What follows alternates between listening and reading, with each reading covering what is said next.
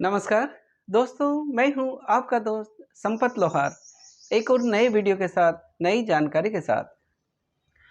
मित्रों, योगशाला में हमने पिछले दिनों हमारे शरीर में स्थित 7 चक्रों के वर्णन का क्रम प्रारंभ किया था।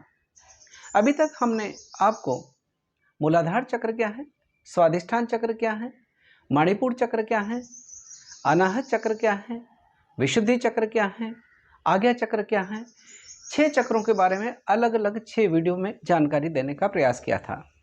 आइए अब आज बात करते हैं हमारे 7वें चक्र सहस्त्रार चक्र के बारे में। सहस्त्रार चक्र क्या है, इसका स्थान कहाँ होता है, सहस्त्रार चक्र के जागृत होने से क्या होता है, इसका बीज मंत्र क्या है, इसका रंग कौन सा होता है, ये सारी जानकारी आज हम आपको इस वीडियो में देने की कोशिश करेंगे। मित्रों, सहस्त्रार चक्र यह हमारा 7वां चक्र है, जिसका स्थान तालु के ऊपर मस्तिष्क में ब्रह्मरंध्र के ऊपर होता है। इसकी अगर आकृति की हम बात करते हैं तो जैसे हमने बताया कि अलग अलग चक्रों को अलग अलग कमल की पंखुड़ियों के सदृश बताया गया है। किसी की 2 पंखुड़ियां, किसी की 4 है, किसी की 10 है। तो जो सहस्त्रार चक्र है यह 1000 पंखुड़ियों के कमल की आकृति के सदृश इसकी आकृति मानी गई है। यानी 1000 सहस्त्र यानी 1000 कमल की पंखुड़ियों के सदृश इसकी आकृति मानी गई है। और ऐसा माना गया है कि हर पंखुड़ी के ऊपर अ से लेकर क्ष तक स्वर और वर्ण अंकित हैं। यह विभिन्न रंगों वाला चक्र है और इस चक्र का कोई तत्व नहीं है। जैसे हम किसी का तत्व, जो हमारे शब्द स्पर्श रूप रस गंध हैं, अलग अलग तत्व हैं अलग अलग चक्रों के, लेकिन इसका कोई तत्व नहीं है, न कोई तत्व मंत्र है, न कोई इसका बीज मंत्र है।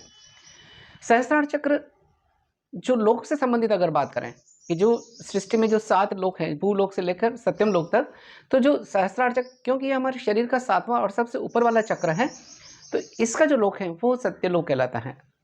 इसका लोक है सत्यलोक। और जब सहस्त्रार चक्र हमारा जागृत होने लगता है तो हमें असंप्रज्ञात समाधि की स्थिति प्राप्त होती है। हालांकि जितना कहना आसान है उतना ही इसको सिद्ध करना बहुत कठिन है।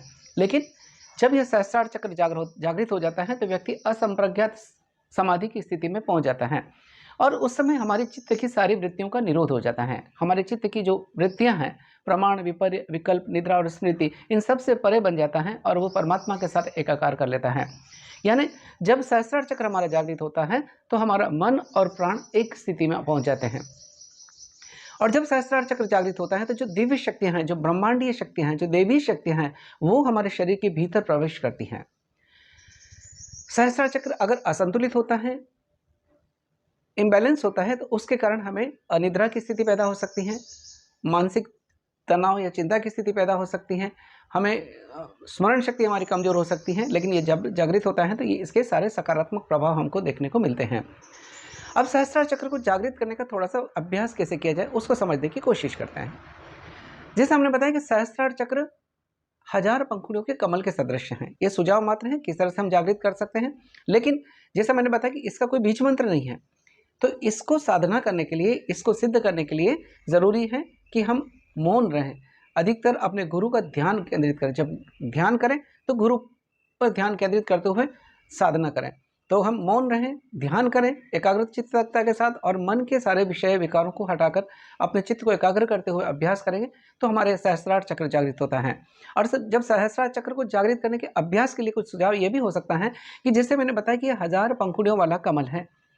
अब इसको जागृत करने के लिए आप अपने ध्यान को इस तरह से एकाग्रित करें, कल्पना शक्ति के माध्यम से ऐसा मन में विचार करें कि ये जो पंखुड़ियाँ हैं, कमल की पंखुड़ियाँ हैं, 1000 पंखुड़ियाँ हैं, इनमें आप ग्रुप बना सकते हैं अलग अलग पंखुड़ियों के। जैसे पंखा होता है तो पंखे जैसे चक्र घूमता है, जब पंखा 3 पंखुड़ियों वाला पंखा हो या 4 पंखुड़ियों वाला हो, जब पंखा घूमता है तो आपको हवा देता है, ये ऊर्जा मिलती है।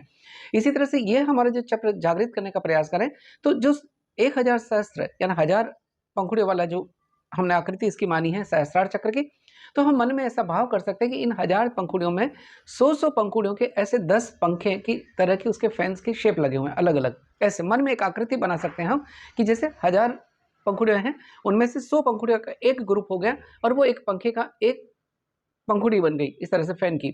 और जब हम ध्यान करते हैं, एकाग्र करने की कोशिश करें मन को, उस समय यह भाव करें कि यह पंखुड़ियाँ इसे क्लॉकवाइज डायरेक्शन में घूमने लग रही हैं। और जब ऐसा मन में भाव करें कि जो 1000 पंखुड़ियों वाला कमल है, उसकी जो पंखुड़ियाँ अलग अलग घूम रही हैं और जो बाई देवी शक्ति हैं, ब्रह्मांडीय शक्ति हैं, ब्रह्मांडीय ऊर्जा हैं, वो इस ब्रह्मरंध्र के माध्यम से, सहस्त्रार चक्र के माध्यम से मेरे शरीर के भीतर प्रवेश कर रही हैं। ये मौन रहते हुए, साधना करते हुए, अपने मन को एकाग्र करते हुए, चित्त को निग्रह करते हुए जब हम ध्यान करेंगे और इस आकृति को हमारे मन के भीतर कल्पना शक्ति के माध्यम से देखने का प्रयास करेंगे, तो धीरे धीरे हमारे यह सहस्त्रार चक्र जागृत होने लगता है। तो सहस्त्रार चक्र जब जागृत होता है तो हमारे मन की चिंता दूर होती है, स्मरण शक्ति बढ़ती है, अनिद्रा की समस्या दूर होती है और हम असंप्रज्ञात समाधि की ओर आगे बढ़ने का प्रयास कर सकते हैं। दोस्तों, अगर ये जानकारी आपको अच्छी लगी हो तो हमारे इस वीडियो को लाइक करें, शेयर करें, कमेंट करें और अगर अभी तक आपने हमारे चैनल को सब्सक्राइब नहीं किया है तो आज ही हमारे चैनल को सब्सक्राइब करें, ताकि आपके पास हमारी धर्म और अध्यात्म की, हमारी मोटिवेशनल लेक्चर्स, हास्य कविताएं और योग की विस्तृत जानकारी शीघ्रता से और सबसे पहले पहुंच सके। इसी के साथ आपके दोस्त संपत लाहौर को इजाज़त दीजिए। जय हिंद, जय भारत।